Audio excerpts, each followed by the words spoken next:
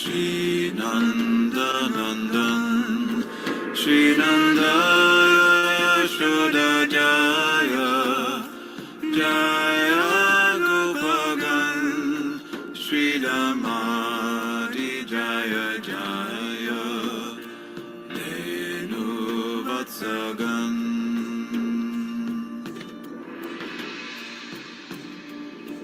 Jaya Vrishabhanu Jaya Kirtida Sundari Jaya Purnamasi Jaya Abhir Nagari Jaya Jaya Gopishwara Vrindavan Lamaj Jaya Jaya Krishna Sakha Bhatu Dvijaraj.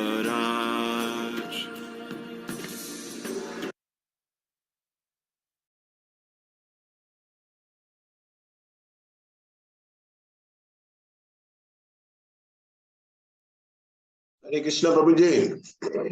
You're welcome.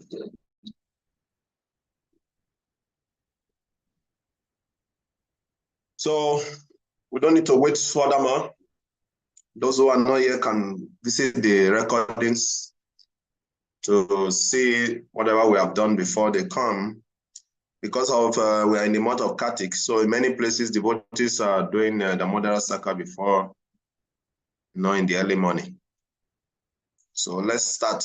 Oma Gyana Timirandasya Gyananjana Shalakaya Shakshu Ruminitanyena Tasmai Shri Gurave Namaha Shri Chaitanya Manovistam Stapitanyena Bhutale Swayam Rupa Kadamayam Dadati Supadantikam Vandiyam Shri Guru Shri Yukta Padakamala Shri Gurum Vaishnavamsta Shri Rupa Sagrajata Sagana Tam Sajivam Sadvaitam Savadutam Parijana Saitam Krishna Chaitanya Divam Shri Radha Krishna Pada Sagana Lalita Shri Vishaka Vitamsta Namo Vishnu Padaya Krishna Prishtaya Bhutale Shrimate Kavichandra Swaminiti Namini Namaste Prabhupada Nama Prachadinin Grata Vidana Vitivya Shishagaine Sada Namo Vishnupadaya Krishna Prishtaya Bhutale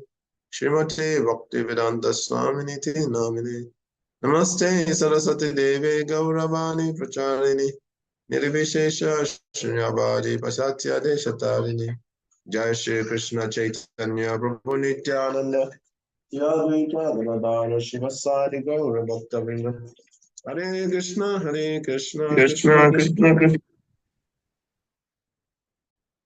Hare Rama Rama Rama Hare Hare. So Hare Krishna, so you're welcome. Yesterday we started from verse 1, so we're going to quickly go through the verse 1 before we continue from where we stopped today. Let's chant the mantra again. Okay.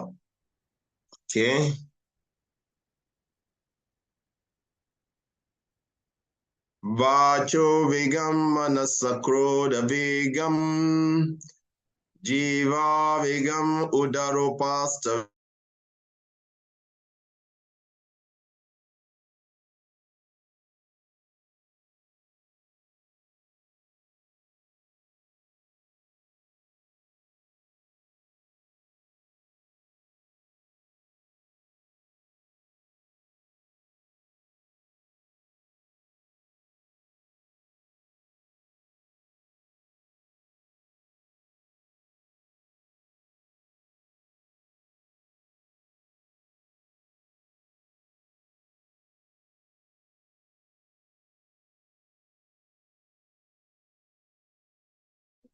Sorry, I went off the line.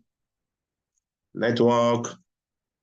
Vacho Vigam Manasakroda Vigam Jiva Vigam Udaropasta Vigam Etam Vigam Yovishayita Diraha Sarvamapimam Pritivis Shishyat. Translation. A sober person Who can tolerate the urge to speak? The mind's demands. The action of anger and the urges of the tongue, belly, and genital is qualified to make disciples all over the world. So what do we remember from yesterday? What we discussed yesterday. Somebody want to remind quickly from our discussion yesterday? Yeah, Babananda, please go ahead. Yesterday we talked about how to control the mind and the senses. As we are devotees, we're supposed to be able to control the mind and the senses. Hare Krishna. Thank you very much. Any practical example we gave yesterday that you want to share with us?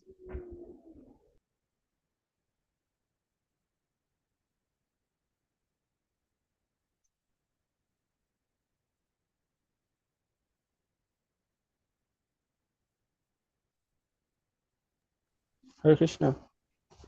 Yes, any practical example we shared yesterday? Yeah. And yesterday also we talked about anger. Yes, very good. And we give some references. Please remind us. Remind us the references. Yes. We talk about anger and references. Let's say the examples are when Chaitanya Mahaprabhu was angry with the Jagai Madai. Yes. Also, it's one of an example you said yesterday. And also we talk about Hanuman also, burning out down Sri Lanka. Yeah. He cannot do that if he's not angry, but he's angry for the Lord. Specifically, we mentioned that for us to control our anger, we have to be angry. We have to be angry not for ourselves, but to protect devotees or to protect the Lord. So we have to be other-centeredness, means we should not be selfish. We should not be self-centeredness.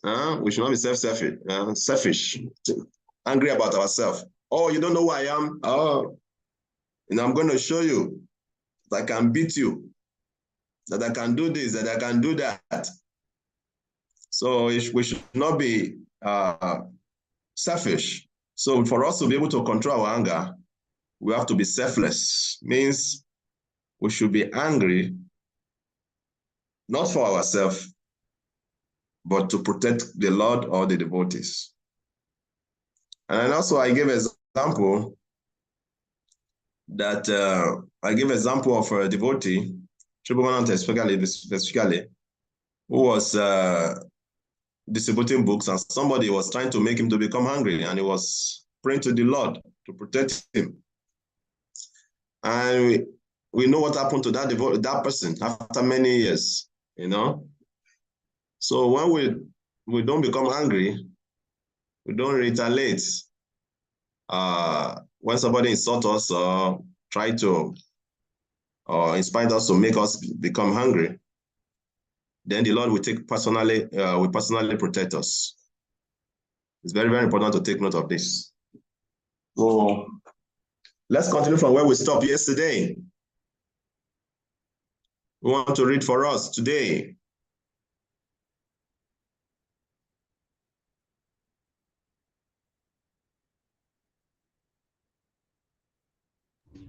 Hare Krishna. Yes, please. Okay. Similarly, that place you have read, or no, as for. Okay. As for the edges of the tongue, we are all experienced that the tongue wants to eat corruptible dishes. Generally, we should not allow the tongue to eat according to its choice, but should control the tongue by supplying prasad. The devotee's attitude is that he will eat only when Krishna gives him prasad. That is the way to control the edge of the tongue. One should take prasad at scheduled time and should not eat in restaurant or sweetmeat shop simply to testify the hymns of his tongue or belly. If you stick to the principle of taking only prasad, the edges of the belly and tongue can be controlled. Should I continue? Thank you very much. Thank you very much. Yeah, let's talk about the tongue. Yeah, Srila Prabhupada is telling us here how to control the urge of the tongue. Very, very important. Okay? Very bad. We have to control the urge of the tongue by taking only Krishna Prasad. Only by taking Krishna Prasad. How many of us sticking to this?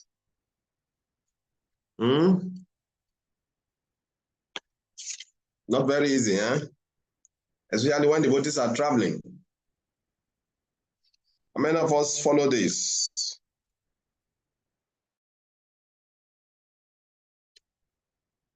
Tell us some practical example of when you have to compromise. In what situation?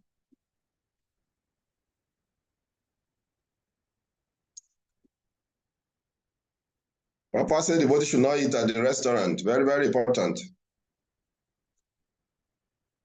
Give us some practical experience of when you are pushed to extreme in this taking only prasad. You need some practical experience.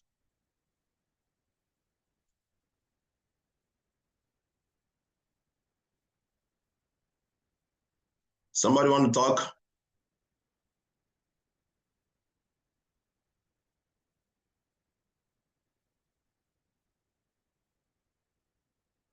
We need some practical experience.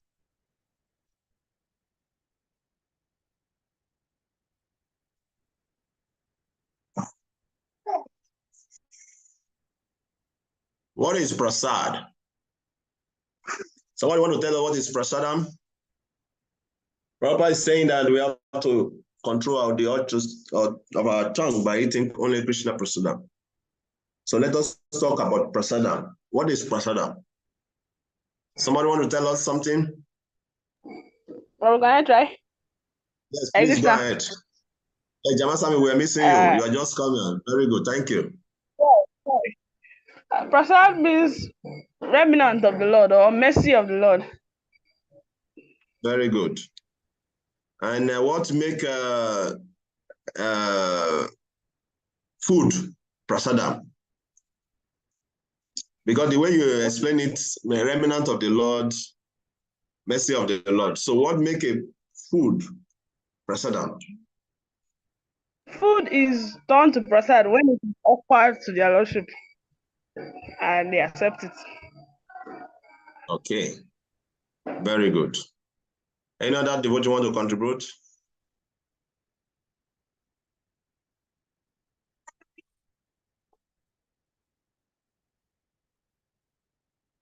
It's very, very important to understand. Sometimes we may say, okay, when we say that the prasadam is food offered to the Lord and is for our own purification, it's mercy. Then the question many devotees will ask is that, why is it that I've been eating prasadam for all these years and still I'm not getting any different? Many a times devotees they ask this question, isn't it? Yes. If truly it's prasadam I'm eating, why I'm not getting any difference? Krishna mentioned in Bhagavad Gita, Patram Pushpam Phalam Toyam Yume Bhaktiya Prayachati. That's when you offer me water, leaf, flowers, it has to be offered with love. Patram Pushpam Phalam Toyam Yume Bhaktiya Prayachati. It has to be offered with love. That's what will make that item you are offering, the food, to transform into prasad. It has to be offered with love. That love is very, very important because Krishna does not need our physical food. in the spiritual world, Krishna is cook. Krishna, you know who is cooking for Krishna? Srimati Radharani, and she never repeats one item a day. She always cooking unlimited varieties of delicacies. She never repeat one because she got the benediction from the Duvasamuni. So just imagine Krishna, who is being attended to by Srimati Radharani, with a wonderful cooking. Why will he lead our food? Why? There's no need. So, but Krishna eats only when he sees that devotee has added the love inside that food. I remember one day when the Isodina Jayapataka Swami Maharaj came to Ghana, so I was there. I was fortunate to be there. So because I know the devotee in the crew of Maharaj service, so the devotees, they brought me in. They say I should cut some particular vegetables for Maharaj. So after I finished cutting the vegetable, so I was asked to bring it for Maharaj. So I brought it for Maharaj and I gave it to Maharaj.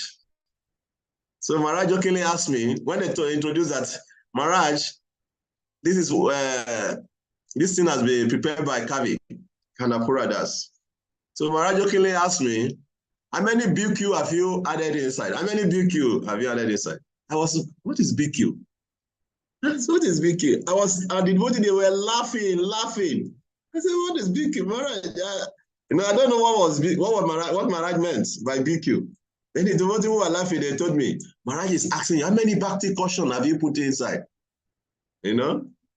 You understand? So you see, Maharaj is jokingly asking, how much bhakti, love have you put in preparing that particular food? You know? So the same thing also, Krishna is only interested in how much bhakti we have added in whatever we are preparing. Just 1 minute, let me.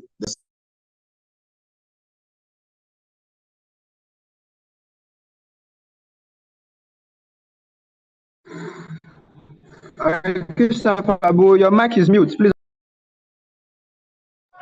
He said 1 minute, he's coming. Thank you very much. Yes. So you can imagine. So Krishna is only interested in our love. That is why we have to be very careful.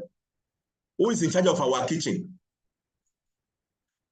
Who is cooking in the kitchen? Because whoever is cooking in the kitchen, the love of that person for Krishna will affect everyone. Very, very important.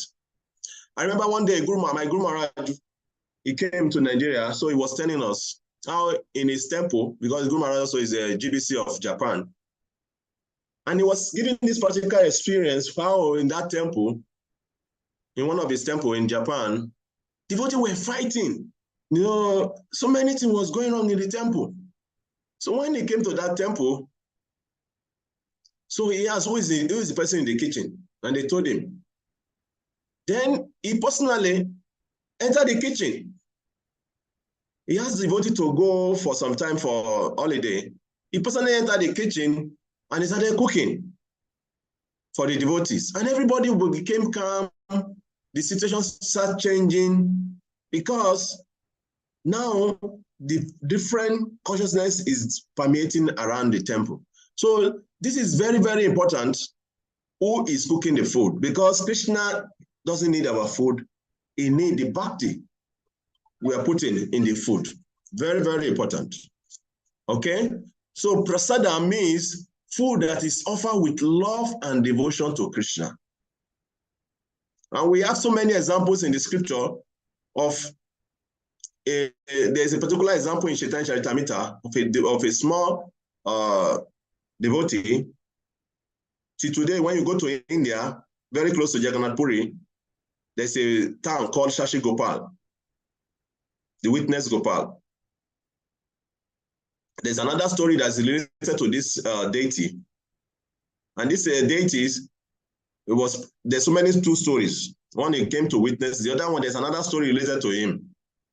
And that was the story that the father of the boy usually offered the food to the deity. So this particular day, the father was going out. He asked the mother, please arrange to make an offering for the deity. Then the mother called his son. Today you are going to offer. Then when he gave the food to the boy to go and offer, the boy went into the altar and he was ringing the bell, gring, gring, gring, gring. And he was asking Krishna to eat the food. And when he went out, he came back. He saw the food in the plate. He said, Krishna, what is going on? You are not eating the food. You want my father to beat me? You have to eat the food, though. You know? Then he went outside. Then when he came inside, Krishna, because he was persistently, asking Krishna to eat, Krishna with love. So Krishna ate all the food. And he brought the plate. He took to the mother. The mother said, where is the prasadam? Oh, he said, Krishna is eating. Oh, what do you mean by Krishna is eating? You're supposed to bring prasadam here. Yeah. He said, no, Krishna is eating the whole thing now. You asked me to offer it to Krishna. So the mother was doubting because this has never happened before. So when the father came, he said, I don't know what's wrong with your boy. Today he took the food into the altar and he brought empty plates and he said, Krishna is eating the food. So the father said, okay, it's all right. Cook another food. Let him go and offer. Then he cooked the food, he gave to the boy. And the boy went into the altar, he was offering. And the father was hiding behind the curtain to see what is going to happen. Then Krishna told the boy, see, your father is looking. I cannot eat if your father is looking. You see? So this boy has a special relationship with the deities. So Krishna eats love. And that is why it's very, very important that whatever we are offering, we should offer it with love. Okay? So that at the end of the day, that food will turn to prasad, like we're saying, and we'll be able to purify our tongue and belly. Because it's very, very important. If our tongue is purified, our belly will become purified. How? Because when you eat the prasad, then because you are eating prasadam, which is mercy of Krishna, you'll be able to eat just what is needed to take care of you, not that you overeat, which is going to be the test for the next class at Tiara. We're going to come to that. Okay, so let's continue the reading from. So we talk about, so Krishna Prabhupada mentioned also, we should take prasadam at scheduled time and should not eat in the restaurant or sweet meat shops, simply to satisfy the whims of the tongue or belly. So devotee will never eat in the restaurants because the pots they are using to cook the food, they might have used it to cook other things. You cannot tell, you are not there. These people, they will not do because of one person to do something different. They are only thinking about their money. They are not cooking with love. Okay? So Krishna said, Prabhupada said, we should eat at a scheduled time. So for devotee who is eager to make spiritual advancement, you should try as much as possible to avoid late night eating. You should avoid late night eating if you are really interested in making spiritual advancement. I remember when I was brahmachari, I make a vow that once it's 6 o'clock in the night, 7 o'clock, I will not eat anything again. So whatever I'm eating from 4, 5 o'clock when the prasadam is offered and distributed, that is all for that day. And this helped me a lot because when you don't eat in the night, it's easier for you to wake up early in the morning to perform your early morning activities, spiritual activities. But when you load your stomach at night, instead of your body to be resting, your body will be busy digesting the food. So when you, in the morning, when you want to stand up, you will be feeling very tired because your body has been busy digesting when you're supposed to be taking rest. So it's very, very important, like Prabhupada mentioned here, we should eat at scheduled times, okay? And we should not eat at the shops, just to satisfy the tongue or belly. Prabhupada says, if we stick to this principle of taking only prasadam, the urges of the belly and tongue can be controlled. And if the urges of the belly and tongue is controlled, that will reflect on the next explanation Prabhupada is going to give you. Let's continue reading.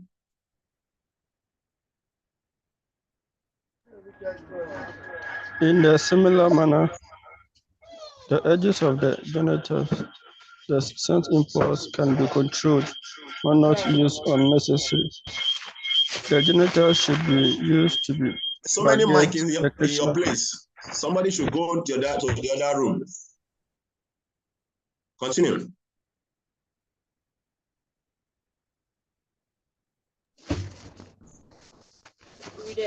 In a similar manner, the edges of the genitals, the sex impulse, can be controlled when not used unnecessarily. The genitals should be used by baguette a Krishna conscious child. Otherwise, they should not be used. The Krishna consciousness movement encouraged marriage, not for the satisfaction of the genital, but for the begetting of Krishna conscious children. As soon as the children are a little grown up, they are sent to our Gukula school, where they are trained to become full Krishna conscious devotees. Such Krishna conscious children are required, and one who is capable of bringing forth Krishna conscious offspring is allowed to utilize his genitals. When one is fully Yes, continue. Finish it there. Yeah. When one is fully practiced in the method of Krishna conscious control, he can become qualified to be bona fide spiritual master. Thank you. Let's stop there. So, based on what Papa is explaining here, let us discuss. What do you understand?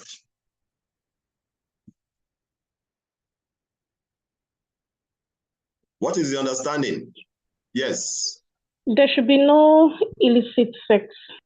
And Very also, if sex is necessary, it should be to only have Krishna conscious children. Very good. Very good. Any other contribution?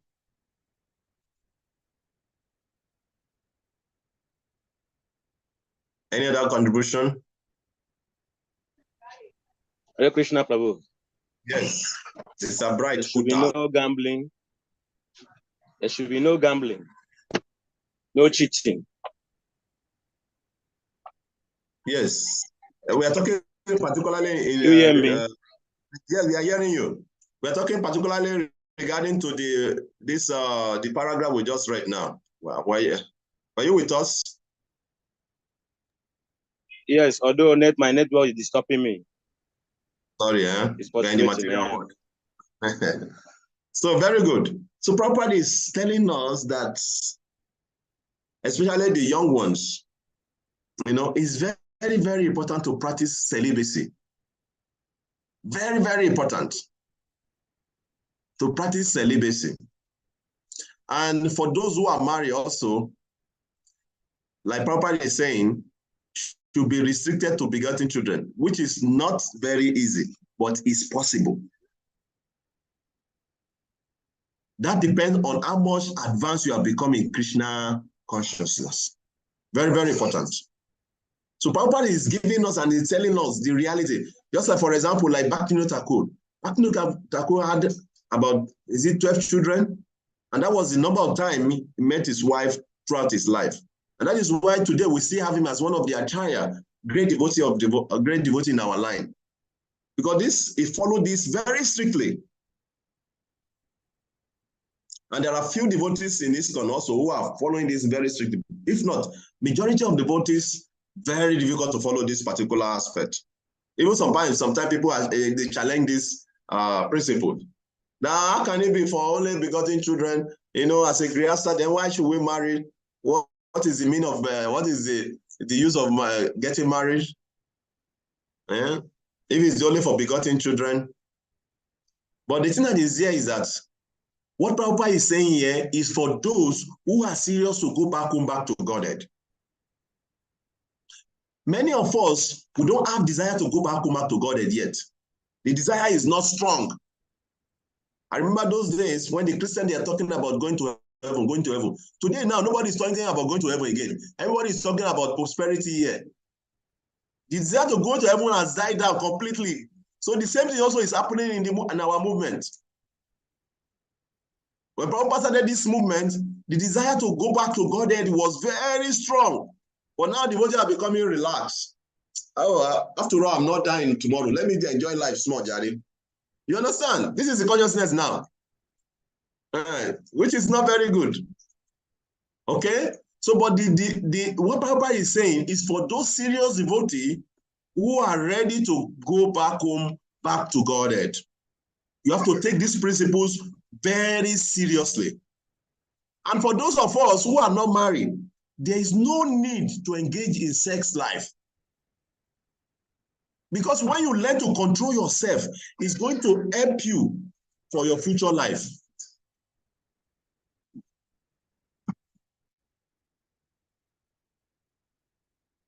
It's going to help you for your future life. So self-control is very important, both materially and spiritually. We have seen in many material politics, in the politics in the world, just because of somebody unable to control his senses, somebody can lose his position. Recently, there was one football that happened, the World Cup, Women World Cup football. And the Spanish team who win the cup. So their president of the football of the country, he was so excited that he could not control his tongue. He could not control his senses. He was kissing everybody on the stage. He was kissing, and he forgot the protocol of kissing. And that led him in big trouble. He lost his job because he went and he kissed one of the lady, maybe the captain of the club, mouth to mouth. And there was, big problem everywhere on the internet. Why he has to do that? That is not very good. That is not moral. And because of that, they asked him to step down. So even materially, if you don't control our senses, it's going to ruin us. It's going to give us big problem in future. So that is why both materially and spiritually, controlling of this our senses is very important. It can take us to the highest place in the world if you learn how to control our mind and our senses. Especially this sex urge. We can remember also when Donald Trump was the president of America. There was one woman who came. He said, one time, Donald Trump has done this to me. He forced me to do this. And that was becoming a big case for him. So even materially, people take this thing very seriously. That if you want to become a leader, you must learn to control your sex urge. And the same thing Nectar of Instruction is telling us here. That if you want to lead spiritual, want to be a spiritual leader, you must learn to control. So now what I'm trying to say is that both materially and spiritually, if you have to be a leader, you must learn to control your sex urge, your mind, your senses. You must learn to control them. Because if you don't do that, it's going to ruin your career.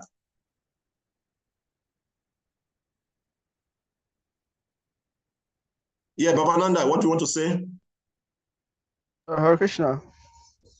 Probably it's just a contribution on this paragraph. Shapapa was saying something. Sex life is not meant for sense gratification, enjoying your sense, but it's meant for Krishna conscious children. So as we are devotee, when in Grasta Ashram, sex life is not meant for enjoying the senses, but it is meant for Krishna conscious children. So that is a contribution I want to give. Hare Krishna. So it's very, very important for us to understand this point. Because if we don't understand this point, even materially, we will not be able to make progress in our career. Because we know at the end of the day, not all devotees are going to be a temple resident devotee. Okay? Some devotees are going to be resident devotees, some people are going to be working in the material world here. But once you understand these principles, wherever you are, you will be a leader.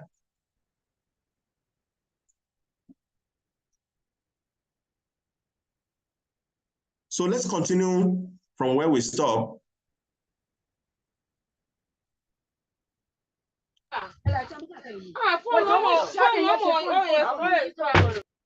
Oh, mother. Please go ahead, let's read. In his Anurti explanation of Upadesamrita,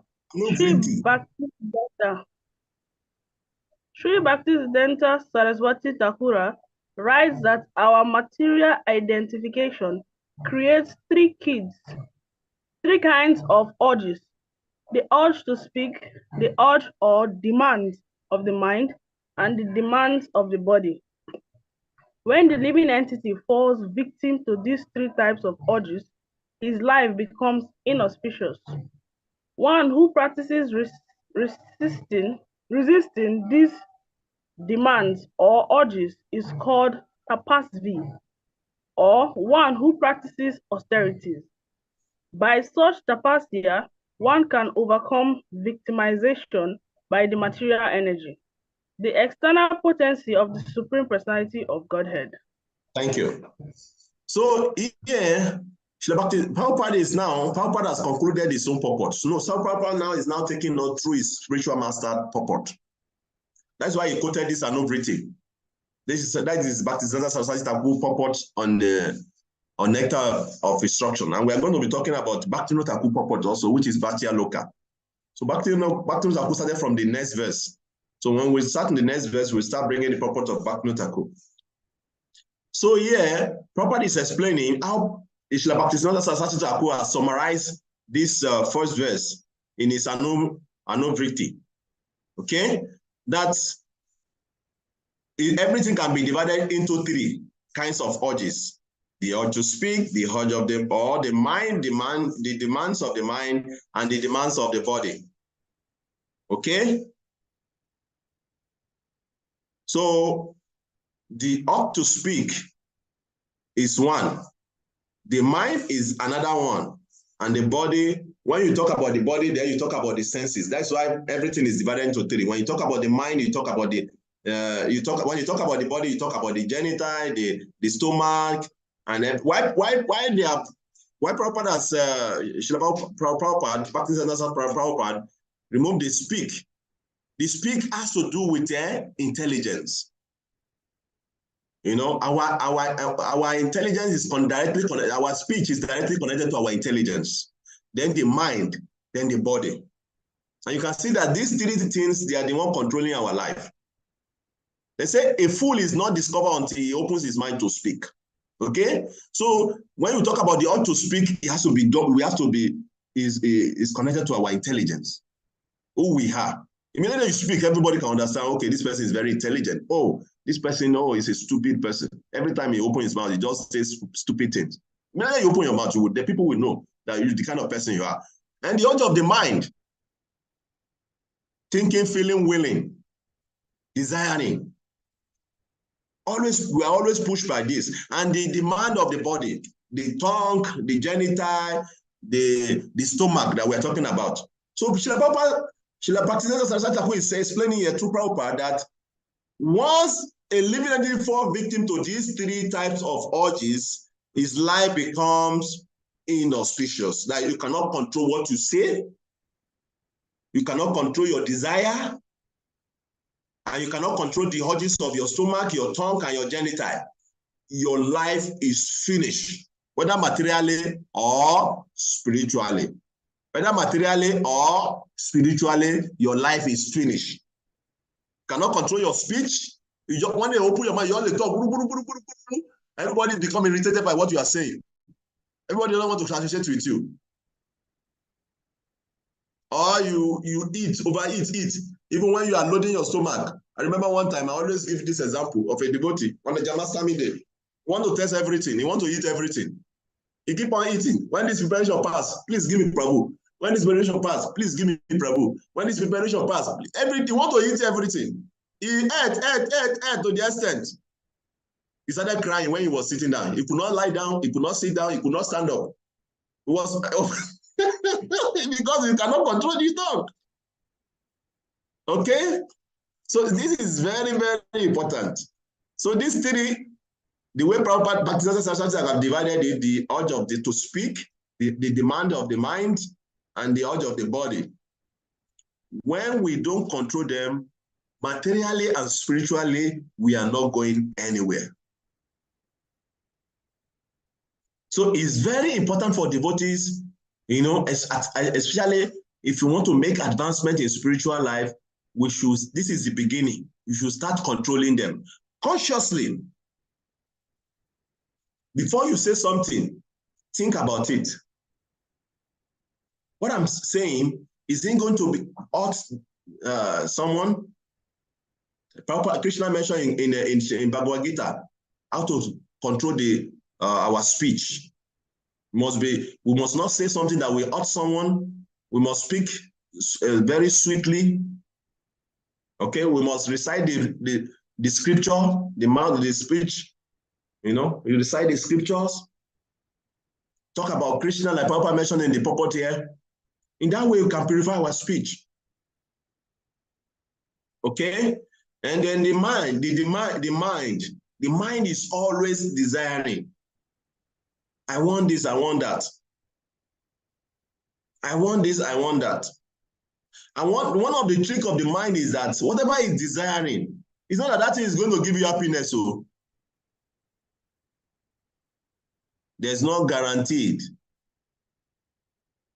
Let's say, for example, let me give an example. Let's say, for example, your desire now is to get iPhone 15 Pro Max. I don't know whether another one has come out.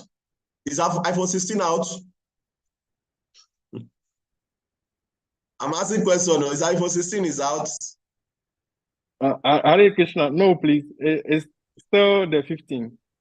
It's still 15? Yes, please. Govinda, are you already waiting for iPhone 16?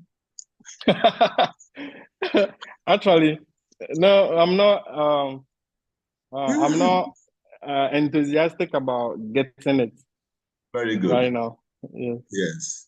You know, there's some people, they are phone freaks. Everybody has his own what to freak about. Some people, they are phone freaks. Some people are car freaks. Some people are money freaks. Some people are women freaks. Everybody, men freaks. Everybody has something that is what they want to, you know, do to make him happy. You know that those people who are phone freaks, or especially iPhone, you know, the next one is out. Oh, I must get it. I remember one time I was in Brazil, and one of my friend, his name is Prananath Prabhu. He's now in Mayapur, living in Mayapur. So you understand this, how materialistic people, they're always anxious to be the first person to get this iPhone once they come out. So this, my friend, that is how he makes his money. So he will be always online to know when iPhone is going to release the next batch. So once they bring it like it, bam, immediately it's in America, he line up, get some package. Then he bring it to Brazil and advertise it online. You see people who are they are rushing to be the first person to use it. These kind of people, they can never be happy. Because immediately you get that phone, whatever is it that you think that when you get it, you become happy. Immediately you get it, it becomes useless. You don't feel the same again. If the thing become ordinary to you again, then you are looking for the next one to come out. So anything material that you are struggling to get, once you get it, it lost its form. That is why you see many rich people, they have varieties of cars in their garage. Why? Because they're thinking, oh, if I can just get this one, then it will be very nice. Then they get it, then maybe drive it for once, twice. It's still the same thing you are going to feel. You sit in the car, it takes you to wherever you want to go, then you touch the pad, and then what? What are you going to get from there? That is it. So the same thing also we have to think when we think about the opposite sex. What is there in the body? It's just a lump of flesh. Isn't it? Lump of flesh. So what is there that you want to see that is not, just let the person peel the surface of the flesh. It becomes irritating. There's a liquid beauty story in Srimad Bhagavatam of a prince who was so much infatuated by a lady. He said, I just want, if I get you, I'll be okay. That is all what I want. Oh, if I don't get you, my life will be miserable. The guy said, okay, you think so? Very good. So this sort of time, next weekend, please come. I'll be waiting for you. I will get myself ready. Then this girl took purgative. For meeting and passing through, she became very lean. So after 7 days, when the prince came, he was looking around for that beautiful lady again. He asked the same lady. Now she has looked very ugly because of, the purgative she took. He asked the same lady, where is that beautiful lady here? Was sitting down here. He looked at him, he was laughing. He said, I'm the one. He said, no, you're not the one. No, and that one was very beautiful. He said, no, I'm the one. I took purgative. Oh, he said, no, I don't want again. Please. So that is what the beauty, we call it, by what I'm calling the liquid beauty. Okay? That is what all of us are chasing after in this material world. So once we have this realization that nothing in this world can give us happiness, our mind will become pacified. If we don't have the realization, my brothers and my sisters, we still continue to run the rat race. So as a devotee, what Prabhupada is trying to point out for us in this purport is that these three urges that Srila Bhaktisiddhanta Saraswati Thakur has categorized, the urge to speak, the urge of the minds, and the urge of the body. If we don't learn to control them, it will make our life miserable. Okay? So this is the beginning of spiritual life, controlling the senses. Let's continue. When we refer to the urge to speak, we refer to useless talking, such as that of the impersonal Mayavadi philosophers, or of persons engaged in fruitive activities, technically called karma kanda, or of materialistic people who simply want to enjoy life without restriction. All such talks or literatures are practical exhibitions of the urge to speak. Many people are talking nonsensically and writing volumes of useless books, and all this is the result of the urge to speak. To counteract this tendency, we have to divert our talking to the subject of Krishna. This is explained in Srimad Bhagavatam 1, 5, 10, 11. Nayad, Very good. yes. Nayad vacha chitrapada harir yasho jagapavitram pragrinita karichit tanvaya samdritam ushanti manasa nayantra hamsa niramanti uksikshaya. Those words which do not describe the glories of the Lord, who alone can sanctify the atmosphere of the whole universe, are considered by saintly persons to be like unto a place of pilgrimage or cows. Since the all-perfect person, For crows. or crows, since the all-perfect repeat that statement again. Read it again. Come back and read it again. Okay. Those words which do not describe the glories of the Lord, who alone can sanctify the atmosphere of the whole universe, are considered by saintly persons to be like unto a place of pilgrimage for crows. Since the all-perfect persons are inhabitants of the transcendental abode, they do not derive any pleasure there. Talva Visargo Janataga Viplavo Yasmi Pratishlo Kamabadavanti Hapi Namani Anantasya Yashokitaniat Shivanti Gayanti Grinati Sadava. On the other hand, that literature which is full of descriptions of the transcendental glories of the name, fame, form, pastimes, and etc. of the ultimate Supreme Lord is a different creation. Unlimited Supreme Lord is a different creation, full of transcendental words, directed towards bringing about a revolution in the empire's lives of this world's misdirected civilization. Such transcendental literatures, even though imperfectly composed, are heard, sung, and accepted by purified men who are thoroughly honest. The conclusion is that only when we talk about devotional service to the Supreme Personality of Godhead can we refrain from useless, nonsensical talk. We should always endeavor to use our speaking power solely for the purpose of realizing Krishna consciousness. As for the agitation, Thank you. Very good. So yeah, very nice. Two shlokas I've given here. Very nice shloka. Yeah. Naya vacha chitra padamareya so jaga pavitram bragnita kariche tadvaya samtirta mushanti manasa nayantram saniramati ushikshaya. Very nice. So here he's saying that those words which do not describe the glories of the Lord, who alone can sanctify the atmosphere of all universe, are considered by saintly person to be like unto a place of pilgrimage for crows. How many of you have seen crows before? Have you seen the bird called crows? And you will tell me where you have seen it to. Tell me where you have seen the crows. Is it inside book or physically? How many of you inside in films. where okay, film, okay. Okay.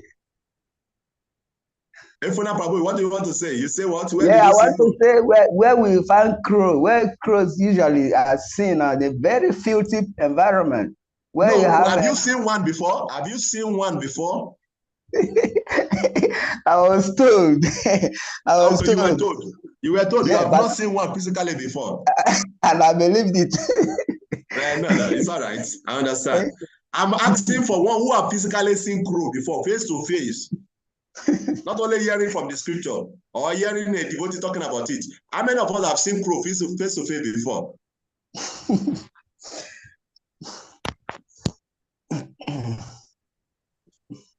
None here? I have seen one before. You have seen where? Oh, in my area here. I've seen them before. Where? Please put your mouth to your mic. You are speaking from far distance to your mic. He said, where have you seen it?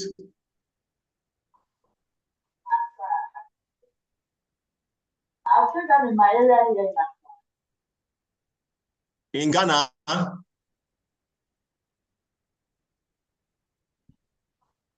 in Ghana. Okay.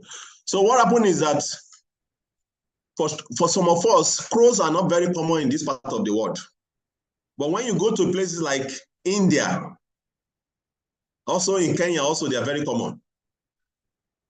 When I was in, not every part of Kenya, though, when I was in Mombasa, especially in Mombasa, you will see crows, so many crows also around there. And also, especially in India, and a particular place in India, Mumbai, you see crow. Just like Ifuna Prabhu was saying, they are common in a very dirty environment. Yes, the opposite of crow is swan. Okay, so crows, yeah, you say those things that are not describing the glories of the Lord. Those people who are like crows, they are the ones who take pleasure in them. Like we say now, we say crows are found in a very dirty environment. So those people who gather to talk about politics, they are like crows. Those who gather to talk about football and other topics that are not related to Krishna, they are considered to be like crows. Okay? Then the next verse is describing, he said, Tadva Bisargo, Yanata Ago Viplavo, Yasmin Pratishlo, Kamabadan TRP, Namami Anantasia Yasho Kitani, Shivanti Gayantri, Grinanti Sadava. On the other hand, that literature, which is full of description of the transcendental glories of the name, fame, forms, pastimes, etc., of the unlimited Supreme Lord, is a different creation, full of transcendental words, direct towards bringing about a revolution in the impious life of this world's misdirected civilization. such transcendental literature, even though imperfectly composed, take notes, such transcendental literature, even if imperfectly composed, are heard, sung, and accepted by purified men who are thoroughly honest. That is the power of Krishna Katha, of hearing about Krishna. Because this is meant to bring about revolution in the misdirected civilization of this world. We can understand this very, very easily in the modern age we are in the technological age. We can see how everybody has become so much absorbed and ensued in.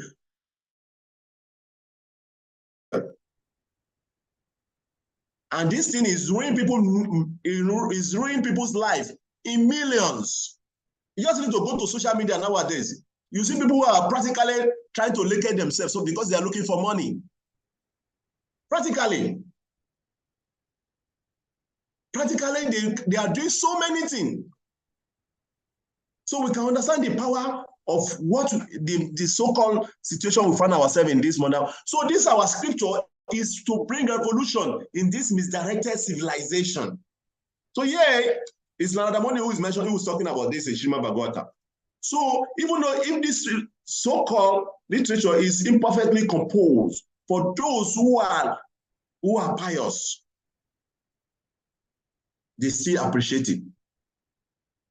So this is to control our urge to speak. To control our urge to speak, we have to develop attachment to hearing about Krishna. Very, very important. Many of us are giving we're supposed to give 2 hours of our time this morning to this discourse. Very special if you give your time, not that you are here and your mind is somewhere else. You're just waiting for when is Prabhuji going to finish so that you can just, No.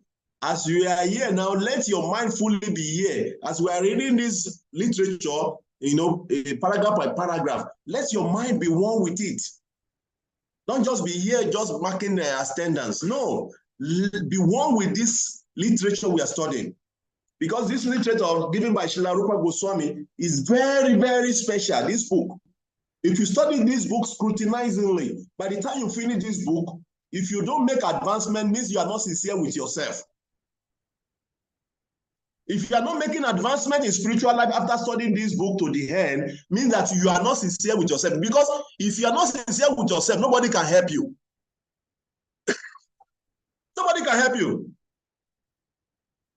You have to, that is what Prabhupada says, the only things we need to make advancement in spiritual life is sincerity and steadiness. And who can remind me what we read in the preface about making advancements? Let me see whether somebody is absorbing this book. What did Prabhupada say in the preface about making advancements? Hare Krishna. Yes. He said change of attitude.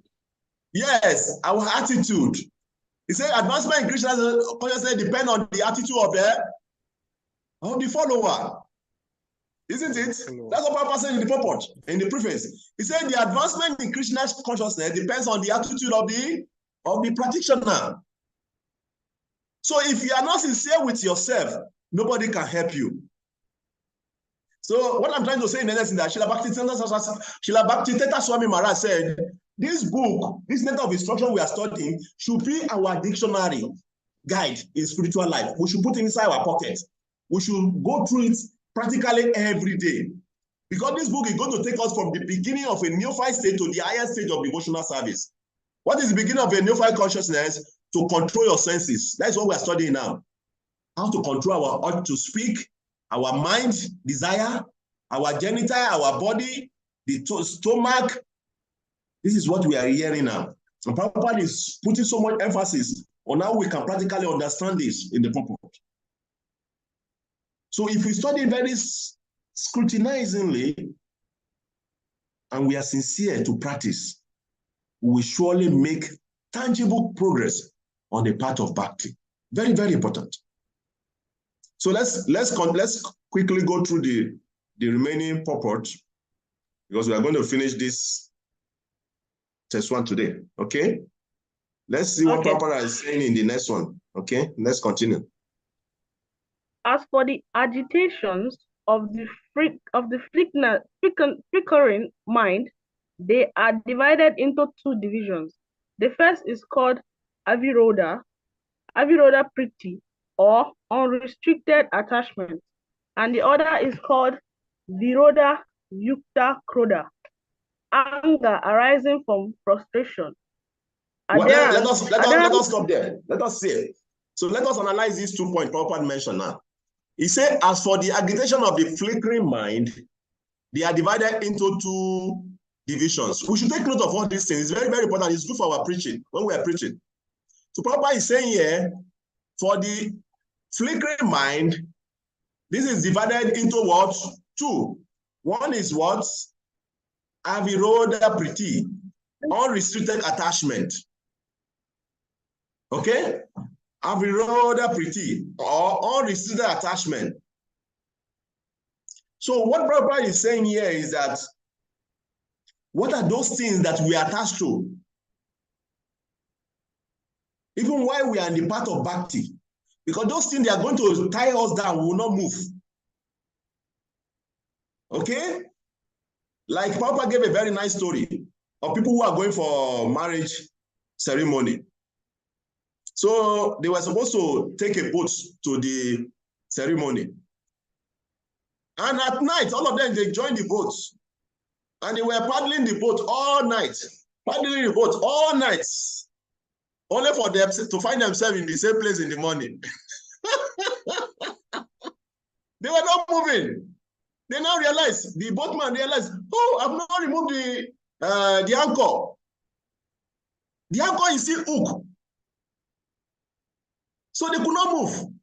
So the same thing also applies to devotees who are not ready to be detached in those things that are going to be owing you down to move forward on the path of bhakti. You know them. Me, I know what is still holding me back. Me, I know. Nobody need to tell me. If you are truly sincere, you can analyze yourself, because in any part, either material or spiritual, the first thing for you to be confident about yourself is self-awareness. You have to know who you are. If you don't know who you are, you cannot make any progress, either material career or in spiritual career. Who you are, analyze yourself. Who am I? What are my strengths and my weaknesses? We have to analyze ourselves. In management, we call it SWOT analysis. Okay? What are my strengths and what are my weaknesses? You have to analyze yourself. So me, I don't know you. You know yourself. Everyone here knows himself. I know myself. I know what is still holding me back. Why I've not become pure devotee today. I know. Usually, you know what is still holding you back. I don't need to tell you. You know yourself. So analyze yourself. Are you ready to detach yourself from those things? It's very, very important. So this avidodability, unrestricted attachment, is very, very important. Because until you're able to figure it out and consciously, focus your attention on how to, change that, our situation will be that those people who are going for marriage, every day we will continue to say we are chanting. But at the end of the day, we have seen many devotees. They are around the movement for 40, 30 years. But when you see them open their mouth, speak, you'll be asking yourself, what has this person has been doing in this movement for such years? Because you cannot see the strong faith in Krishna consciousness in them. Okay? For somebody who has been doing something for 40, 30 years, the person should be PhD or professor in that field. But when this person opens his mouth, you can see that there's not so much realization in what he's practicing. It's because, why? The person is not ready to make tangible progress. There's something that he's still afraid of. In life, we always have, we all have our fears. There's something we are afraid of. Some people, they are afraid of giving up their family. Okay? Some people, they are afraid of whatever position they have in their villages, whatever. Some people, they are afraid of How the people will see them. Some people, they are afraid of what people will talk about them. Some people, they are afraid of, if I do this, what will happen to me? We all know our fears. But are we ready to give it up? That is the question we should ask ourselves. Then the second one, Shlapapa says, the second one is Biroda Yukta Kroda, anger arising from frustration. Prabhupada is talking, when Prabhupada is explaining this part, he's referring to Mayavadi, because in India, you know, there are so many Mayavadis. So many a times Prabhupada just directly relate this topic to, but we are going to relate to it to ourselves. Because we don't know what Mayavadi is, so we don't have problem with that. We have other problems. Not about Mayavadis. You know, the Mayavadi problem is more in India, okay? But we have other problems that even more than the Mayavadis problem. So let us talk about that one. So Prabhupada is saying here that Viroda Yukta Kroda, anger arising from frustration. Okay? In life, when you pursue something and you don't get it, you become frustrated. There are so many devotees in this movement. They have been in this movement for many years because they have been hearing about love of God, love of God. Because of they are not practicing to develop love of God. And because they have joined in the beginning, because they want this love of God, they think that it will come even by not working hard for it. And they are not experiencing it. So many of them have become frustrated in the movement. They become frustrated. And these frustrated devotees, what happens is that sometimes you'll be asking yourself when they start talking about other devotees or talking about the movement, how the movement have treated them, how this person is like this. Don't give your life. If you give your life, see, they will just ruin your life. See me. They are speaking all this due to frustration out of anger, like Prabhupada is mentioning here. So they are in the movement. They are not making advancements on themselves. They are not making advancements, but they are angry due to frustration of not making advancement. So instead of them to be working for the movement, they are working against the movement. How many of us want to fall into this category? We have to be very careful. So now, if you are not consciously making effort to remove those things that are going to be hindering our progress in spiritual life, you are going to eventually fall into this category. Very, very important. So we have to consciously understand what we are into. Very important. Spiritual life is the best life. Because why? Everything about spiritual life is about how to help others. And that is the only easy way to become happy in this world. When you are thinking of how to help others, you become happy. When you become self-centered, you become very miserable. All of us that we are here, let us carry out this experiment. Okay? Once we leave the class, let us go and carry this experiment for the remaining week. Till next week, you come back and you give your experience, what you have gathered in the experiment you have carried. Okay? Look for a video. Look for a video. Now, first of all, this is one first aspect of the experiment, first part of the part A of the experiment. Look for a video where somebody is sincerely helping somebody in need, careless of himself. You write down, what does that video make you feel when you are watching it? Does it make you feel like crying when you see somebody helping the other person who genuinely need they require that help? How do you feel when somebody helplessly helps somebody in need? When you are watching the video, how do you feel? Write it down. We are going to share the experience next week, okay? Then you yourself, whether it's the temple prasadam you are, whatever temple you are, whether it's the prasadam they have there, or you have some money to arrange some food, you now make arrangements. sincerely, truly, not that you are doing it because you want to take picture or you want to show off. You go to where somebody needs something sincerely and you give that person. And that person is very appreciative of what you are doing. Tell me how you feel. My own experience is that when you see where somebody is genuinely helping others, you feel like crying. I don't know how many of you have felt that before. Okay?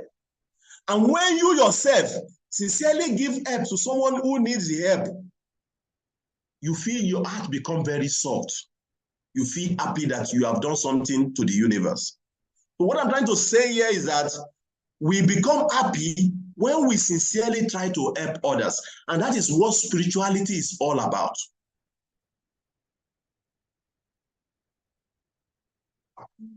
Okay? So let's continue so that we can finish this test today. And we'll continue. Gurumara will take you from the next test from next week because he was very busy in Parikrama. That's why he asked me to take this. Okay? So let's continue and finish this many reading. Okay? Adherence to the philosophy of the Mayavadis, belief in the fruitive result of the karma vadis, and beliefs in plans based on materialistic desires are called aviroda priti. Gyanis, karmists, and materialistic plan makers generally attract the attention of conditioned souls. But when the materialistics cannot fulfill their plans, and when their advices are frustrated, they become angry. Frustration of material desires produces anger. Similarly, the demand of the body can be divided into three categories: the demand of the tongue, the belly, and the genitals, and may observe that. Let's hold on there. Let us get something clear. We read in the beginning of this in the beginning where Prabhupada was citing Srila Bhaktisiddhanta Saraswati Thakur. How did he divide the urges? How many categories they divided into the urges, and if you can name them quickly? Three. The urges of to speak, the urge to speak, or the mind's demand and the body's demand. Very good. So when I was talking about the urge to speak, how did I categorize that under the system of the material nature? You said the speech is connected to the intelligence. Thank you very much. That is the point. Our speech is connected to our intelligence. That is why it's divided. That we have these three practitioners divided into three urges. The urge to speak, which is connected to the intelligence. The mind demands, which is our mind, and the urges of the body. Now, Prabhupada is dividing the urges of the body here. How many to Prabhupada is dividing the urges of the body to? Let's take note three parts. What are those parts? The tongue, belly, and genitals. Very good. And if you look very closely, these three urges, they are very, very particular in our life. The tongue, the belly, and the genital. If you are free from these three urges, you are a liberated soul. If you are free from these three urges, you are what? A liberated soul. You are just waiting to go back to Godhead. You have already been given certificates.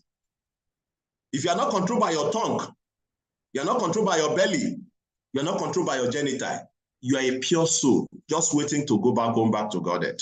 Let's continue the reading.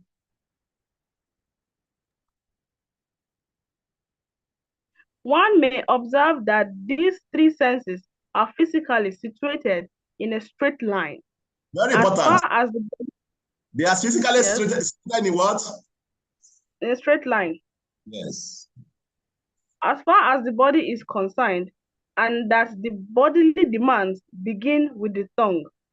If one can restrain the demands of the tongue by limiting its activities to the eating of prasadam, the urges of the belly and the genitals can automatically be controlled.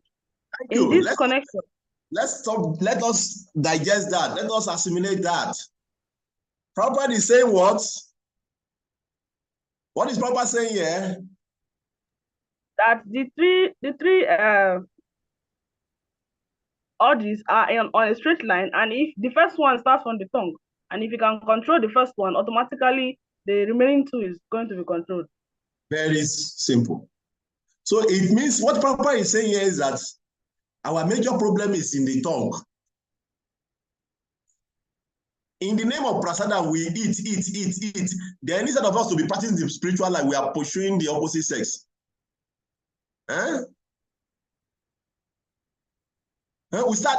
of us has come to temple to purify ourselves. But in the name of saying is prasada, we eat. We cannot control our tongue, ordinary tongue. We eat. Before you know, you start committing sin, even in the house of God. Are you going to get blessing or you are going to get curse? Yes. It's not going to be blessing. That one I know. Somebody who is committing sin in the house of God. So if you are unable to control your tongue, you are going to create problem for yourself. That's what Papa is saying here. Because when you control your tongue, Papa is saying, when you control your tongue, your belly and genital will automatically be controlled. So we have to take note of this. In the name of prasadam, we should not eat too much that our stomach start pushing our genital, and before we know, we'll start looking for trouble. Okay? Let's continue.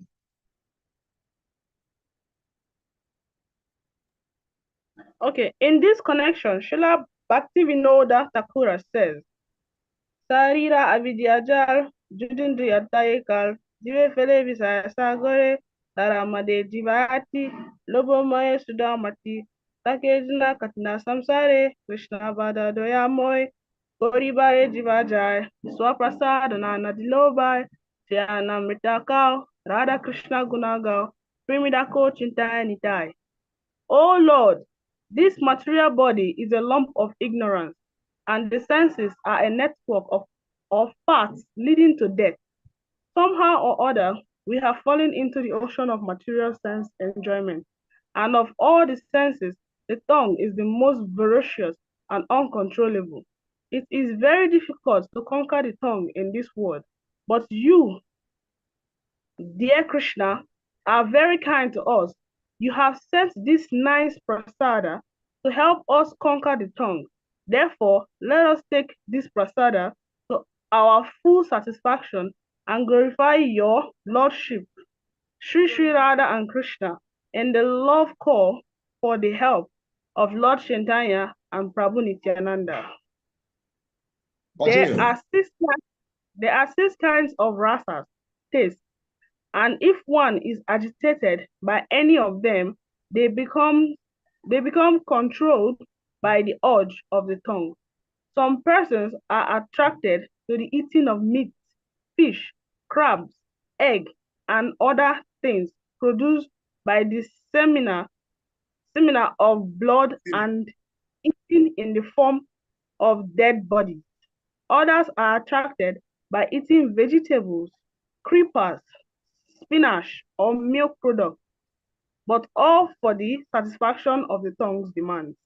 Such eating for sense gratification, including the use of extra quantities of spices like chili and tamarind, is to be given up by Krishna conscious persons. The use of pan, haritaki, betel nuts, various spices used in pan making, tobacco, LSD, marijuana, opium, liquor, coffee, and tea is indulged into fulfill illicit demands. If we can practice accepting only remnants of food offered to Krishna, it is possible to get free from Maya's victimization. Let me say something here. Like Prabhupada has listed so many of the things that devotees should try to avoid in order to satisfy our tongues. There are some other ones that some people came up with and they are now in ISKCON, they are trying to justify it. They say because we are Grihasta. And those things are garlic and onion. Okay? these are not good for devotees, whether you are Grihasta or you are whatever you are. Garlic and onion, they are not good for devotee. Okay? Because what happened is that all these things is just for the satisfaction of the tongue. Like Prabhupada also mentioned here, using of pepper. Some people, they like pepper. If there's no pepper in the food, they cannot eat it. It's just to satisfy your tongue. Okay? So we have to understand this thing, like Bhaktivinoda mentioned. This tongue is the most uncontrollable and most voracious. Whatever trouble we are falling into in this world is our tongue that is putting us into that trouble. Just analyze all the trouble we are falling into is our tongue. Okay? So once you are able to control your tongue, you have become a Goswami. And we will see that towards the end. Prabhupada mentioned it. That's what is me. Okay, let's continue.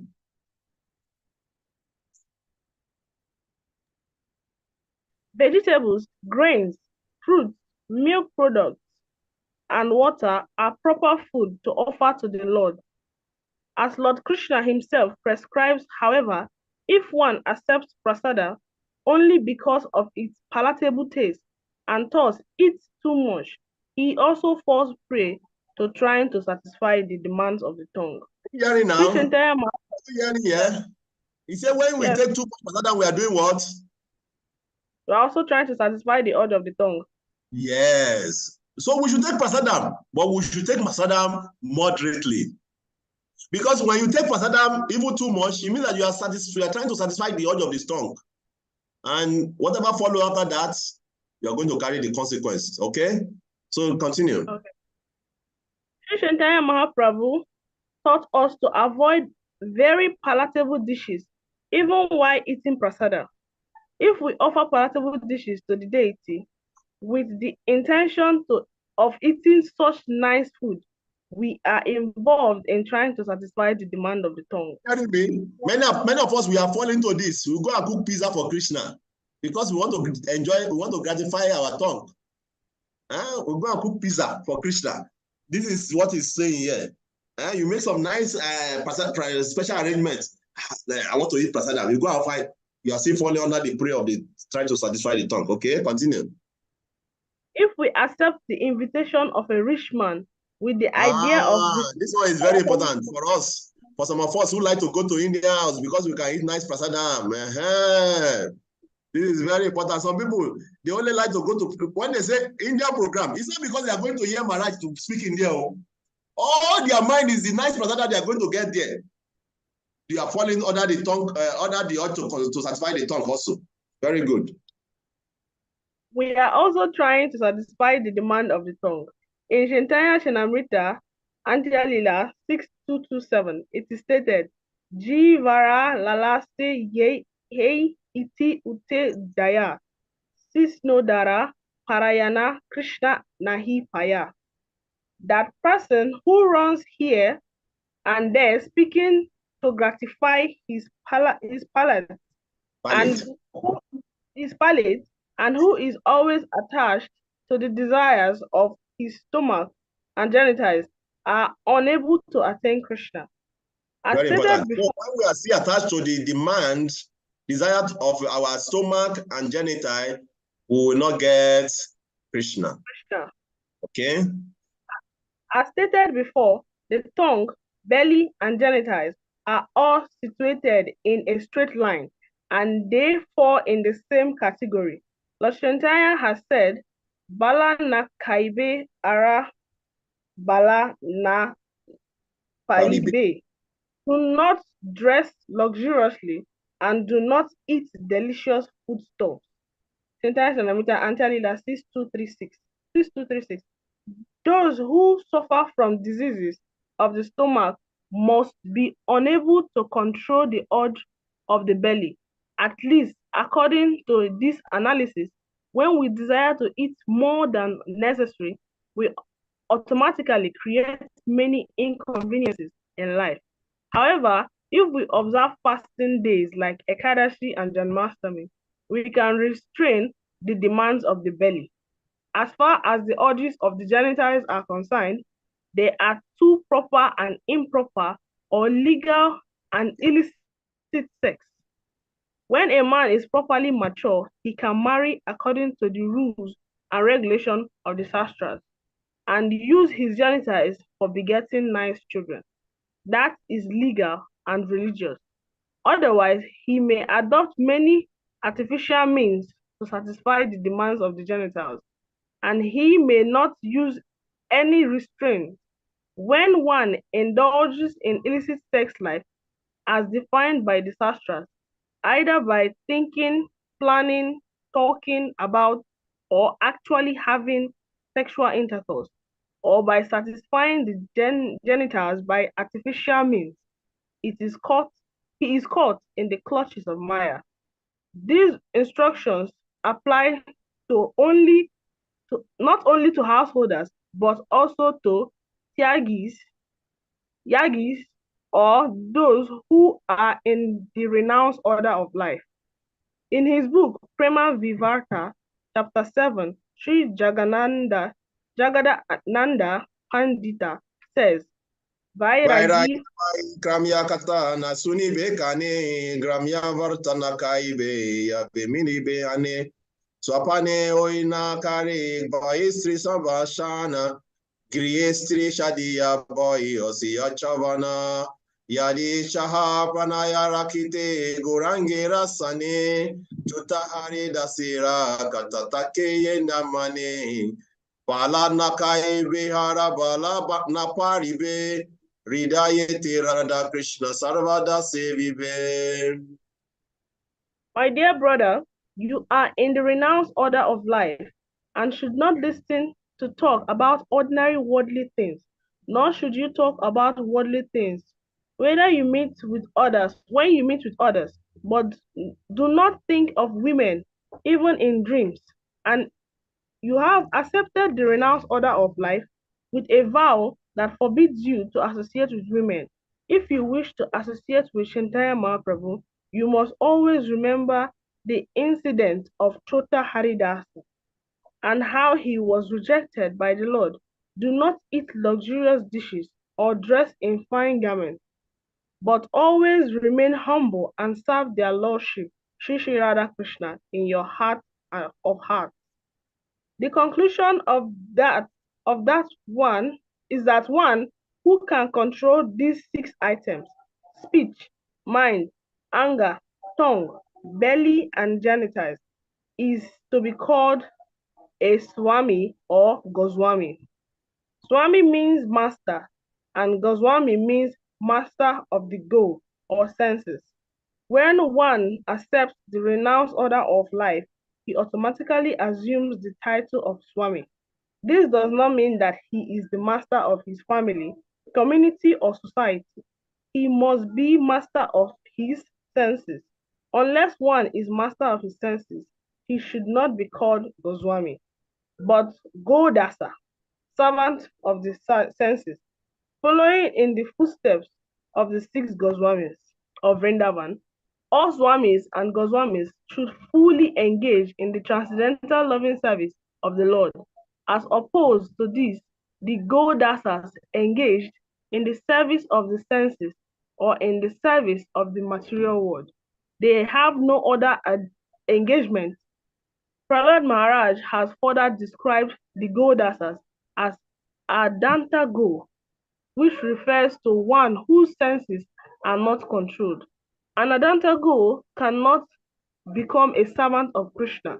In Srimad Bhagavatam 7.5.30, Prahlad Maharaj has said, Matine Krishna Parata Swatova, Mito Bipadyayeta Griya Vratanam, Adanta Gobi Vishatam Tamishram, Puna Puna Sharvitam Sharavananam. For those who have decided to continue their existence in this material world for the gratification of their senses, there is no chance of becoming Krishna conscious. Not by personal endeavor, by instruction from others, or by joint conference. They are dragged by the unbridled senses into the darkest region of ignorance, and thus they madly engage in what is called chewing the chew. Puna Puna Sharvitam Sharavananam. chewing the chew. So now we have finished this purport. What have you taken from, I was allowing her to read so that we can finish this purport today. Is anything you want us that draw your attention from what she was reading, or you have any question at all you want us to discuss about? Okay, let's take that. Yes, Babalanda. Yeah, Jamastami, go ahead. Hare Krishna. Yes. So, as we are devotees, to think about becoming a Goswami, because it is very important as we are devotees. So, to think about becoming Goswami is very important as we are devotees. Hare Krishna. Very well. Jamastami, please go ahead. Yes, probably. It's actually a question. Like you said, when we were reading the part where they said those who are being invited by the rich men, so and they should not think about the food. They should not think about the prasada while going there. Well, we went to the house program yesterday actually in Prabhupada Sister's house. So yes, the dish was there in my mind and everything. But when I got there, Maharaj class was also interesting, and I know I listened rapidly and attentively. So is that one? Am I fulfilling the demands of the senses of my tongue, or did I also gain something there? Yeah, the one thing that is there is that you see this purport. Actually, Prabhupada is very, very genius. Prabhupada, like Prabhupada will always say, is not writing the purport himself, but is being directed by Krishna. See, Prabhupada's purport, like this purport we are reading, is not directly talking to one particular section of the society. He's talking to all the different ashramas. Okay? Like this, in this purport, Prabhupada is talking to his Sayansi. Are you hearing me? In this purport, Prabhupada is talking to Brahmachari. In this purport you have read, Prabhupada is talking to the Grihastas. Okay? So it's now left for us to pick the one that correspond with our ashram. Like you will see, Prabhupada is quoting the Prima Vivarta. Okay? And that Prima Vivarta is specifically referring to the Sayansi, that they should not eat palatable dishes, they should not dress luxuriously. Are you getting my point? So some part of the purport, like Prabhupada mentioned towards the end, he said, and some people are giving a Swami or Goswami. It's not that they are master of the community or family of a particular environment. No, they are supposed to be the master of the. So Prabhupada there is already talking about he's talking to who? The Sayansis. Are you getting my point? So in your own case, it's okay. In the beginning, there's always, like I said yesterday, there's always a low motive why we do something. But as we continue, we should start purifying those our motives. It's just for example now, when we are small, we don't want to go to school. I remember those days. We don't want to go to school as a child, but our parents, they will try to entice us. They will give you biscuits, they will give you this package and that package so that you can go to school. And as time goes on, you're not expecting those packages again, but now you have strong desire to go to school because now you have developed another motive. You meet friends, you want to go and learn. So the different motives start coming up as you are growing up. So similarly in devotional service, devotional life is like that. Initially, there will be some reason why we are doing what we are doing. And as we progress, we should be very conscious that we are changing our motive and purifying our motives so that we should know that we are doing whatever we are doing for a pure purpose. Very, very important. Like you said, you are very sincere. Okay, we go to Indian house because there's nice prasadam there, but also Maharaj is going to speak about Krishna there. So it's very good. So as time goes on, that prasadam also should not be your interest. Even when you are there, if they serve you, just stay little, because you know that anyway. Let me give you my own personal realization about fasting, about food. I got realization of food when I was doing fasting. Those days when we were doing fasting with Maharaj. So some days we will do fasting for 11 days, Prayovrata, taking only milk.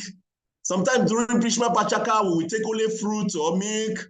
So my realization of doing those fasting was that whatever, if you like, if you have not eaten for 20 days, any day you want to break your fast, you can still not eat more than what your stomach can take. It's not that, okay, I've not eaten for 20 days, today I'm going to eat all of them together. No, it's not possible.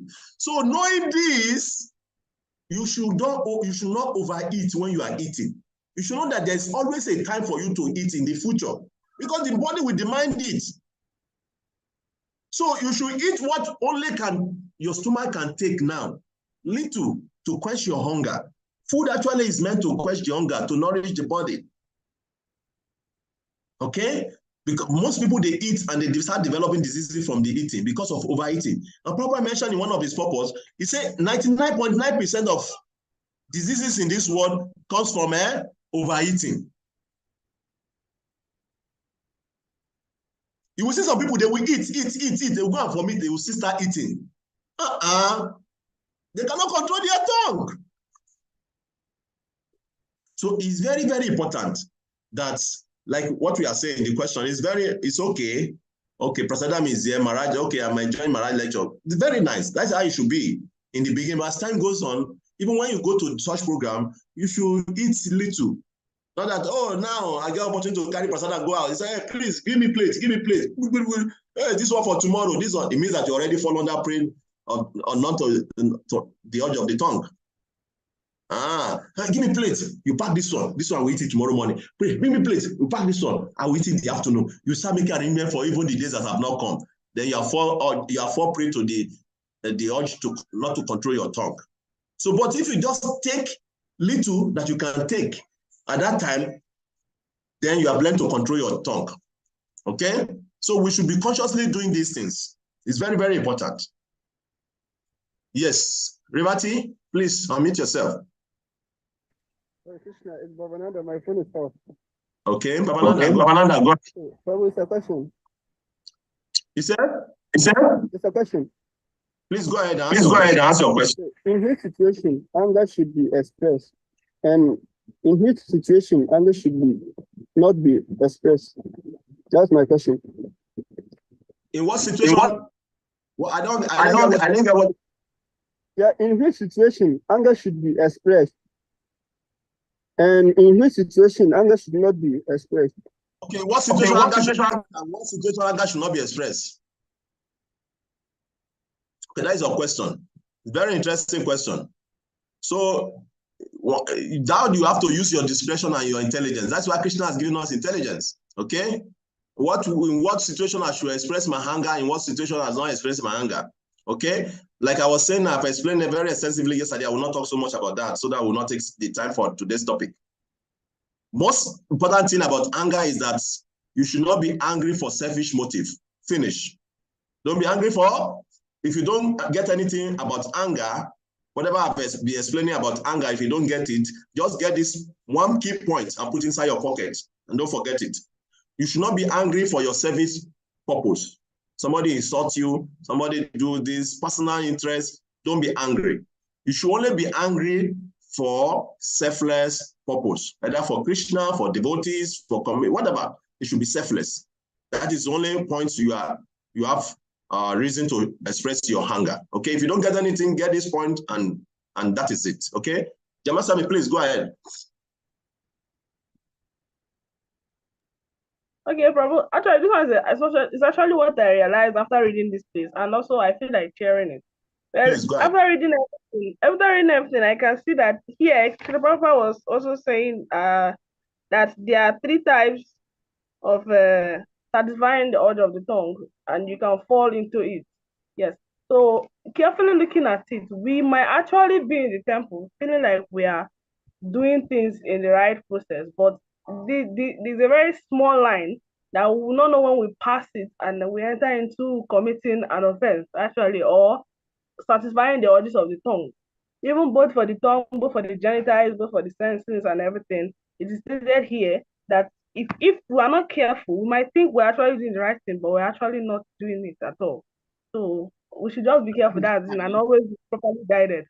Very good. That is why we are doing this Bhakti Shastri. And now you are getting this realization. It means that the purpose of practice 3 has been achieved. And then we are happy. We can go back and sleep now and have peace of mind. Okay? It means that the purpose of practice 3 is being achieved. Because now you are getting this point, which is very important. That is very nice. That realization you are sharing is very important. It's very nice. Thank you very much for sharing that. So, because it's not just about staying in the temple. You know, many at times people, they do things with emotion. When you do things with emotion without adding your intelligence, you may not be getting the right result from it. Okay?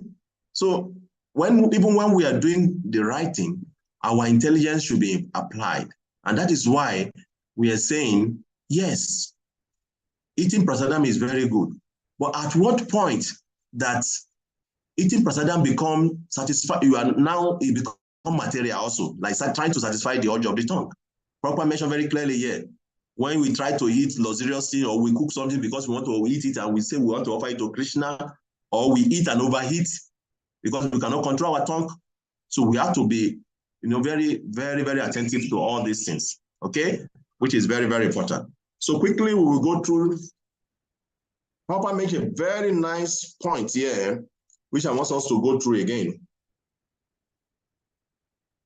As Papa says, as far as the urges of the genital are concerned, there are two, proper and improper, the legal and the sick sex. When a man is properly mature, he can marry. So what my point I'm trying to bring out here is, if you are not married, you should not engage in sex life. If you are not married, no matter what, you should not engage in sex life. You should only, like Papa is saying, you have only the license only when you are legally married. It's very, very important for our young devotees. We should take this very strong into our heart. We should understand this. It's very, very important. Unlike, I know there's so many things going on in the modern society today. Before somebody wants to get married, they want to be mixed together. They want to unrestrictedly having, sex with each other they call it, they want to test each other. These are useless. And that is why you see all these relationships, they don't last. They don't last. They don't last because all these things, at the end of the day, we're just trying to satisfy our senses. They don't last. So as a devotee, Prabhupada is mentioning it here, we have to control our urge, sex urge. Very, very important.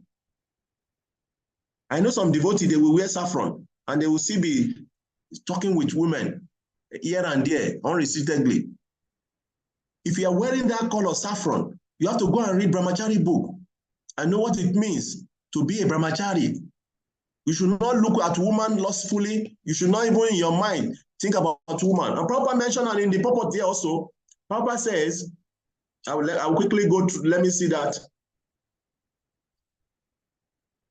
Prabhupada say, either by thinking, planning, talking about, or actually having sexual intercourse, or by satisfying the genital by artificial means. So what the Bible means by artificial means, it means masturbation. We should try to avoid all these things. If we really want to be spiritually advanced, we should, either by thinking, by planning, or talking about it, we should try to avoid sexual urge. And most importantly, even Papa mentioned, satisfying the genital by artificial means is caught in the clutches of Maya. Once we fall into all this, we are already caught in the clutches of Maya. We will not make advancement. So if really we want to make advancement, we have to take seriously this Prabhupada's purport and the instruction of Srila Rupa Goswami in this verse. Okay, so any question, further question or comments so that we can stop for today? Then next week, we'll be continuing from verse 2. Atiara, that one also is a very nice one. Atiara Prayasascha, Yamagro, Prajapa, and all the rest. Any other comments?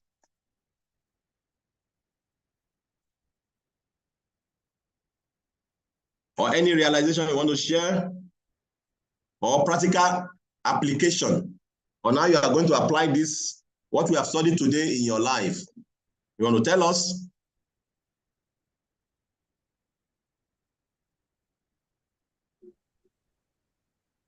Hare Krishna, Prabhu.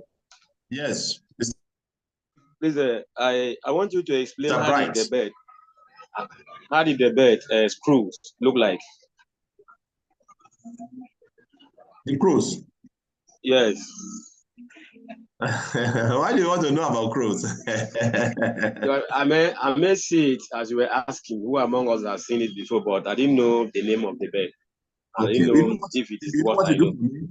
You know what? If I try to describe it now, I may describe it. I may describe it. Just Google crows.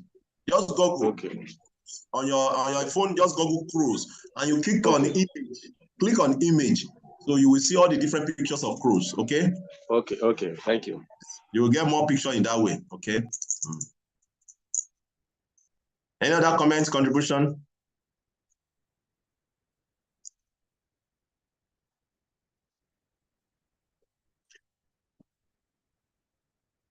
We have 5 minutes more. So let's use the 5 minutes. Hare Krishna, Prabhu. Yeah. Yes, Prabhu. I want to ask again, as a devotee, trying to be careful of your tongue, and you are trying, and there is this other thing that we see.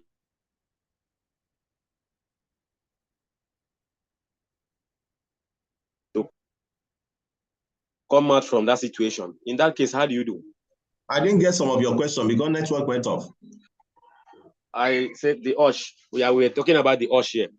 Yes. I said you as a devotee, and Prabhupada has warned us to be very careful. Osh of flesh, Osh of speaking, tongue, stomach, all those things. Then I'm asking, how do you behave? How will you be able to escape from all these things? So it will not weigh you down. Very good question. That is what we have been saying and discussing since, how we can be able to escape them.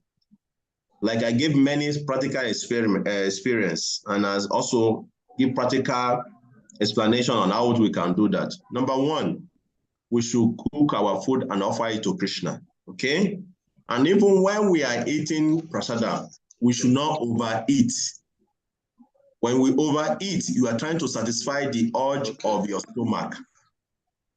Because the stomach will always be asking you for more. Then when you load yourself and there's no space again, then the trouble fall on your genital. So everything starts from the tongue. Okay? Means that according to yogi principle, you should eat half of your stomach and put 1/4 water in your stomach. The remaining 1/4 you should leave it for hair, so that the digestion will be faster. But when you load everything with food, there's no space for water and air. Then you will have constipation. And there will be, from constipation, there's so many diseases in the body. Okay? But when you eat, whatever food they serve you, that you know that normally you have been eating before. This is how the sages, this is how they eat, the yogis. Whenever they serve you food, carry that food, divide into 2. Just once they give you food, the mountain of a bar or swallow, the way your wife will pack it and give you, divide it into 2. Eat half of it first and see your stomach. Is your stomach half filled? If your stomach is half filled, then you take water for the 1/4 and leave the 1/4 for hair. Okay? Don't load everywhere full. Because when you load everywhere full, it's going to be a problem. The stomach will be too much heavy and it weigh down on your genital, and the genital will be demanding for so many things, which sometimes your wife may not be enough. You start looking outside, then the people commit adultery in that process. But when we learn to control our tongue from the beginning, we can avoid all these dangers. Okay, so it's very simple. Everything starts from the tongue. Cook your food, offer it to Krishna. Don't overeat. Don't overeat. Eat only what is okay for your stomach. In that way, you will be able to control your tongue. And when you're able to control your tongue, it will be very easy for you to control your stomach. When you're able to control your stomach, it will be very easy for you to control your genital. Because Prabhupada mentioned many times, they are in a straight line. Okay? Yes, Prabhu. So are we going to start practicing that from today? Yes, I'll do that from today. Thanks, Prabhu. So I really tell, enjoyed this class. But it's so like tell me how, I missed previous one. I tell was me not, how practically you are going to do it now, from now on. yes, right from now. No, I said, tell me how you are going to do it. Okay. I will start with that food by seeing the measurement of the food I put inside my belly. And I will also keep knowing before I speak out, I will also know what what will come out from my mouth, how it will look like, how I can present my speech so that I will not fall victim. And I would also love to associate with those that have the fear of Krishna, so that I will take good example from them. Thank you very much. Thank you for making a commitment to do all these things, because that is why we are studying these books, so that it can help us in our spiritual life. It's very, very important. So like you have said, when we start learning how to control our eating, we are selective in our eating, we know what to eat and what not to eat. When we start from there, that is the beginning of spiritual life. Spiritual life begins from controlling the senses and the mind. And to the extent you take this serious, to the extent that your foundation in spiritual life will become very strong. And we all know that the foundation of every project is very important, because based on your foundation will determine how far you can go. If your foundation is not very strong in terms of controlling your senses and your mind, my brothers and my sisters, you will not be able to go far. And that's why many people have fall out of this process, because there's no strong foundation in terms of controlling the mind and the senses. So we stop here today, and next week we can take it from the other verse. Hare Krishna. Thank you very much for all being here and giving your attention. We appreciate. See you next week. Hare Krishna.